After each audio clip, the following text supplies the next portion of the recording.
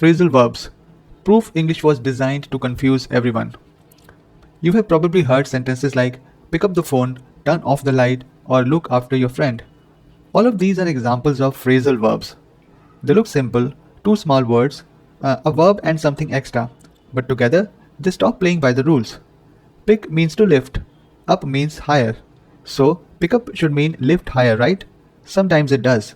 But then someone says, pick up English and suddenly it means learn. Then another person says, pick up a signal and it means receive. Same two words, three meanings. Welcome to the jungle of phrasal verbs. Phrasal verbs are the tricksters of the English language. They are short, common, and absolutely everywhere.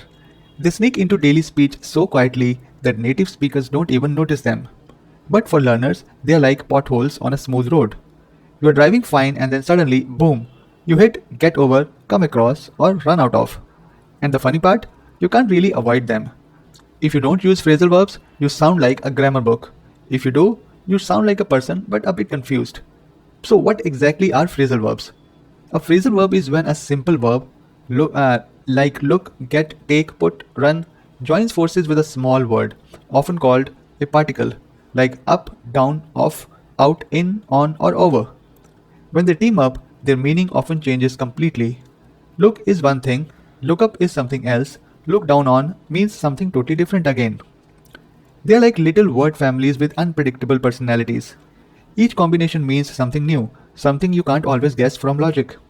Here is where it gets funny, or painful depending on your mood. English has thousands of them, and many come from the same root verb. Take get. You can get up, wake up, get by, survive, get away, escape, get over, recover, get into, become interested, or get along, be friendly. It's the same get, but it behaves like it has multiple personalities. For native speakers, this is normal. For everyone else, it feels like someone designed the language after losing a bet. But here is the truth. It's not you, it's English. Phrasal verbs were never made to be logical. They evolved from old Germanic roots, rough spoken forms that people used long before grammar rules existed. So while ascent sounds neat and formal, go up feels more natural. That's why everyday English loves phrasal verbs. They are informal, direct, emotional. They make language sound alive. When someone says, I gave up, it's more than I surrendered. When someone says, cheer up, it's more human than become happy. That's the secret power of phrasal verbs.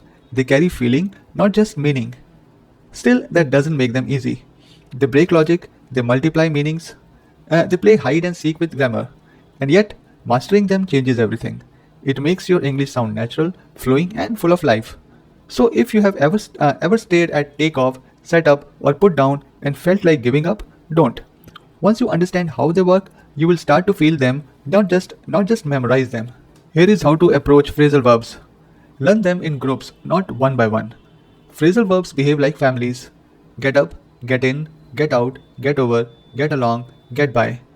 When you learn them together, your brain sees a pattern. Suddenly, they stop looking random. Learn them through situations, not definition. Don't remember take off means remove. Remember, you take off your shoes. Don't learn run out of as finish. Remembered, you run out of milk. And now your tea tastes like revenge. Situations stick, definitions don't. Notice the feeling of the particle. This is the secret almost nobody teaches you. The small word, the particle, carries emotion. Up usually means improvement or completion. Cheer up, clean up, finish up. Out often means removal or exhaustion. Throw out, figure out, run out. Off usually means separation. Take off, break off, cut off. Once you sense the feeling, guessing the meaning becomes much easier. Learn the 20 most common phrasal verbs first. English has thousands, but here's the truth. People use the same 20 to 30 again and again. If you master get, take, put, come, go, make, plus common particles like up, out, off, in, your English jumps 3 levels overnight. You can begin with these phrasal verbs. Put off, which means postpone or delay something. Turn on, which means start something like a light, machine or device. Turn off, stop something like a light, machine or device. Pick up, it means lift something or learn something or collect something. Look after, take care of someone or something. Run out of means have no more of something. Get up means wake up and raise from bed. Get over It means recover from something like illness, shock, or sadness.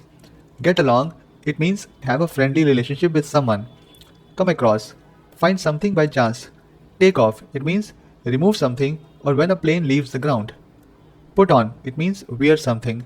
Give up, stop trying or quit something. Make up, invent a story or become friends again after a fight. Work out, it means exercise or find a solution to a problem. Go on, it means continue something. Break down, it means stop working for machines or lose emotional control. Set up, it means create, arrange, or start something. Look into means investigate or examine something. Carry on means continue doing something. Use them in your own sentences immediately. Don't just read them, use them, say them, write them. Even if the sentence sounds silly, I ran out of excuses, I got over the fear, I took up reading again. If you use them in sentences, you remember them. Listen for them everywhere. Phrasal verbs hide in songs, movies, and everyday talk. The more you hear them in real context, the faster you internalize them. You stop thinking, what does this mean? And start feeling, ah, of course. That's it. That's the actual trick. I hope by the end of this video, you have understood what phrasal verbs are and why sometimes they may drive you crazy. If you have found it useful, please like the video and subscribe to my channel so that you get a notification when I upload my next video.